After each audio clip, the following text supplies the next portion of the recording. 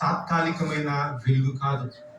ఆకాశము నుండి దేవుడే ఆ యొక్క వెలుగును ఆ బిడ్డ మీద ప్రకాశింపచేస్తాడు.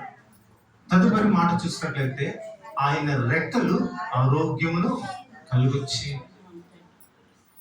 బిడ్డకి చక్కటి ఆరోగ్యమును దేవుడే దయచేస్తాడు. ఎటువంటి శోధకుడు ఎటువంటి అనారోగ్యము దరి చేరకుండా ఆ బిడ్డ చుట్టూ దేవుడు కంచి వేస్తాడు.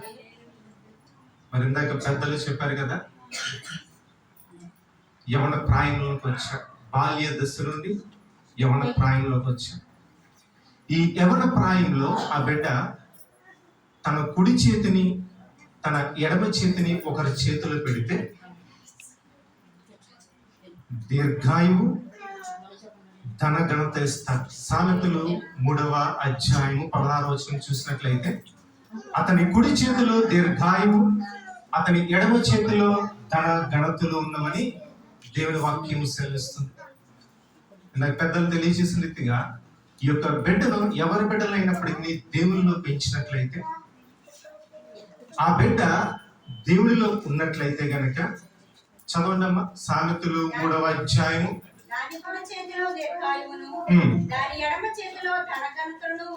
చాలమ్మా, అక్కడ 1వ వచనం చూస్తే గనక, నా ఉపదేశమును నా కుమారుడా నా ఉపదేశమును మరొకము.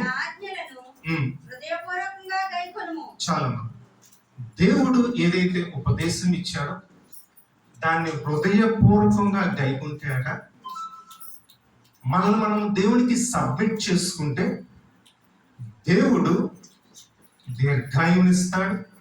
రెండవదిగా ధన ఘనతలు ఇస్తాడు. తల్లిదండ్రులుగా మనం దీర్ఘాయువుని ఇవ్వలేము. రెండవది ధన ఘనతలు మనము ఇవ్వలేము. ఘనత అన్నది వారు నడుచుకున్న తీరుని బట్టి పేరు ప్రతిష్టలు వస్తాయి. అయితే ఎవరైతే యెహోవా యందు భయభక్తులు కలిగి ఆయన మార్గంలో నడుచుకుంటారో వారు దీర్ఘాయువును ధన ఘనతలను స్వతంత్రించుకుంటారని దేవుని వాక్యం సెలవిస్తుంది. అదే రీతిగా సామెతలు 8వ అధ్యాయంలో మనం చూసినట్లయితే, నన్ను ప్రేమించి వారిని ఆస్తికర్తలుగా చేస్తున్నాను. చూడండి, దేవుడు ఎంత గొప్ప మంచి వాగ్దానం ఇస్తున్నాడు. ఇవన్నీ మనం స్వతంత్రించుకోవాలని దేవుడు పరిశుద్ధ గ్రంథంలో లిఖించడం జరిగింది. అయితే ఆ బిడ్డ కానీ ఎవరైనా అవి స్వతంత్రించుకోవాలంటే మలాకి గ్రంథం 4వ అధ్యాయం 2వ వచనం సెలవిచ్చినట్టుగా, ఎవరైతే దేవుని యందు భయభక్తులు కలిగి ఉంటారో వారి మీద నీతి సూర్యుడు ఉదయిస్తాడు. వారి జీవితంలో వెలుగు ఉంటుంది. చక్కగా దేవుడు జ్ఞానాత్మను, తెలివిగల ఆత్మను, దేవుని యందు భయభక్తుల ఆత్మను దేవుడు ఆ బిడ్డకి ఇస్తాడు. చక్కగా చదువులో టాపర్గా ఉంటాడు. మరి స్కూల్కి వెళ్ళేటప్పుడు వచ్చేటప్పుడు ఆ బిడ్డకి ప్రయాణంలో దేవుడు తోడుగా ఉంటాడు.